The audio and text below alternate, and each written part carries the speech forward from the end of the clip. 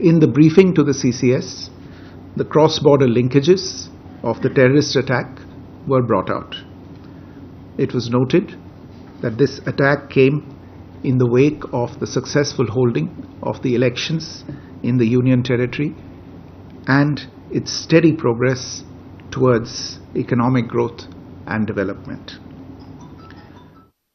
Recognizing the seriousness of this terrorist attack, the CCS decided upon the following measures. 1. The Indus Waters Treaty of 1960 will be held in abeyance with immediate effect. प्रधानमंत्री की अध्यक्षता में सुरक्षा मामलों की cabinet समिति CCS की बैठक हुई। सीसीएस को पहलगाम में 22 अप्रैल 2025 को हुए आतंकवादी हमले के बारे में विस्तार से जानकारी दी गई, जिसमें 25 भारतीय और एक नेपाली नागरिक मारे गए थे।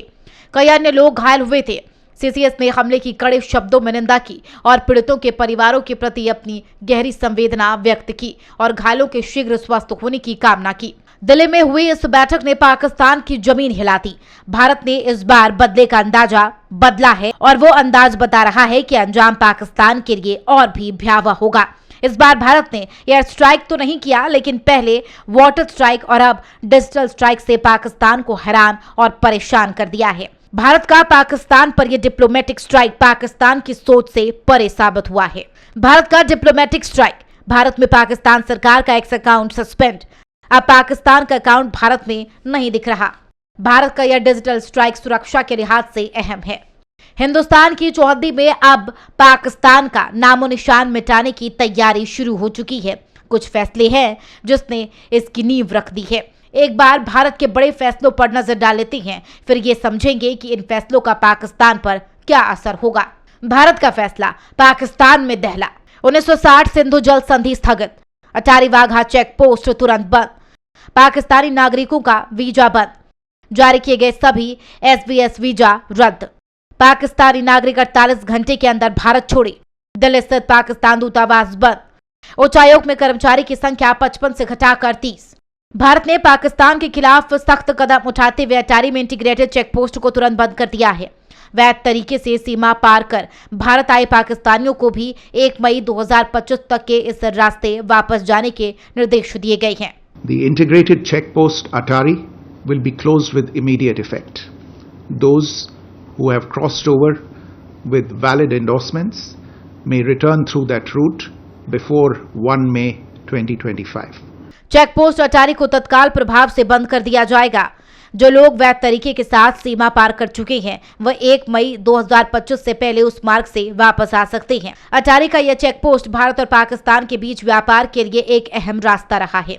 इसी रास्ते भारत और पाकिस्तान के बीच आयात और निर्यात का काम होता है। किसी भी देश के विकास के लिए शांति और सुरक्षा सबसे अहम शर्त है, और बात जब देश की अस्मिता पर आ जाए तो फिर किसी तरह के व्यापार के समझौते से समझौता किया जा सकता है। यही वजह है कि करोड़ों के व्यापार के ऊपर भारत ने राष्ट्रहित को रखा है। करोड़ों के व्यापार पर राष्ट्रहित को तरजीह। अटारी में इंटीग्रेटेड चेक पोस्ट को तुरंत बंद कर दिया गया। अटारी वाघा बॉर्डर को बंद करने से भारत और पाकिस्तान के बीच व्यापार का असर। अटारी वाघा बॉर्डर दोनों देशों के बीच व्यापार का एकमात्र रास्ता था। भारत से सोयाबीन, मुर्गी के चारा, सब्जियां, लाल मिर्ची, प्लास्टिक दाना और प्लास्टिक ऑन जैसी चीजें निर्यात होती थी।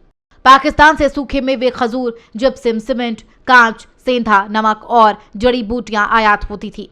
2023 से 24 में इस पोर्ट से 3,886.53 करोड़ रुपए का व्यापार हुआ था। अटारी वाघा बॉर्डर का इस्तेमाल भारत और अफगानिस्तान के बीच व्यापार के लिए भी होता था। अटारी वाघा बॉर्डर को बंद करने के ऐलान में पाकिस्तान के लिए सख्त पैगाम है। पीएम मोदी के इस पैगाम को पूरे हिंदुस्तान का समर्थन मिल रहा। अटारी के व्यापारियों का पीएम मोदी के फैसले को खुला समर्थन मिला है। इधर व्यापार के रास्ते बंद हो चुके हैं। पाकिस्तानी नागरिकों की हिंदुस्तान में आवाजाही बंद की जा रही है, यानी धीरे धीरे हिंदुस्तान की धरती से पाकिस्तान के नामो निशान मिटाने की तैयारियां जोरों पर है। न तो किसी पाकिस्तानी नागरिक को भारत में एंट्री दी जाएगी, न ही भारत में मौजूद किसी भी पाकिस्तानी को भारत में रुकने का। भारत ने सभी पाकिस्तानियों को 48 घंटे के भीतर देश छोड़ने का अल्टीमेटम दिया है। Pakistani nationals will not be permitted to travel to India under the SAARC visa exemption scheme visas. Any SVAS visas issued in the past to Pakistani nationals are deemed cancelled. Any Pakistani national currently in India under SVAS visa has 48 hours to leave India. Pakistani नागरिकों को SAARC visa छूट योजना के तहत भारत की यात्रा करने की अनुमति नहीं दी जाएगी। पाकिस्तानी नागरिकों को अतीत में जारी किए गए किसी भी SVS वीजा को रद्द माना जाएगा। SVS वीजा के तहत वर्तमान में भारत में मौजूद किसी भी पाकिस्तानी नागरिक के पास भारत छोड़ने के लिए 48 घंटे है।